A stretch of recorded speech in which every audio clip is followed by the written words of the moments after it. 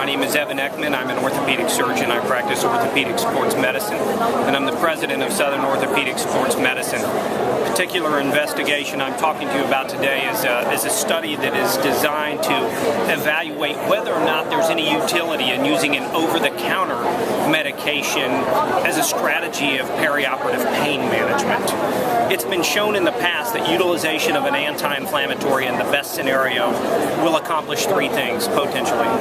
Number one, they'll decrease opioid utilization. Number two, they'll improve pain relief.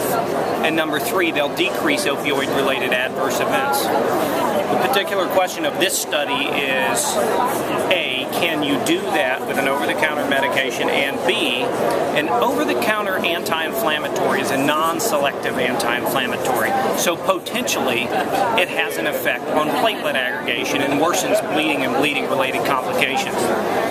So, in the past, we have in fact shown with celecoxib, and there's a theoretical argument that a COX-2 inhibitor decreases bleeding-related adverse events at the time of surgery because there's no effect on platelet aggregation. And we, in fact, at our institution have shown the utility with a COX-2 specific inhibitor. In this study, we put an over-the-counter medication, naproxen, at the over-the-counter dose, which is Aleve, to the test. And so it's a randomized, double-blind, placebo-controlled trial.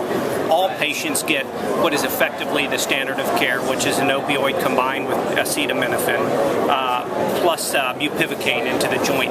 Half of the patients in a blinded fashion will get a pre- and perioperative dose of naproxen, 220 milligrams, at the maximum of the over-the-counter dosing schedule, and half of those patients will get placebo. Our post-operative questions are, number one, first and foremost, will you take less opioid? And the answer was yes. In the recovery room, there was statistically less opioid used, and as the patients went home for the 3-day study period, there was statistically less opioids used. Number two, will you have better pain relief? And the answer there as well was yes. Now, we looked at these issues of bleeding in a variety of ways because it was an important element to the study. So we had preoperative hemoglobin compared to hemoglobin at 3 days out. We did volumetric assessments of the knees, and the surgeons were asked to fill out a questionnaire regarding bleeding, the burden of bleeding perioperatively. And the bottom line is that there was no effect on bleeding.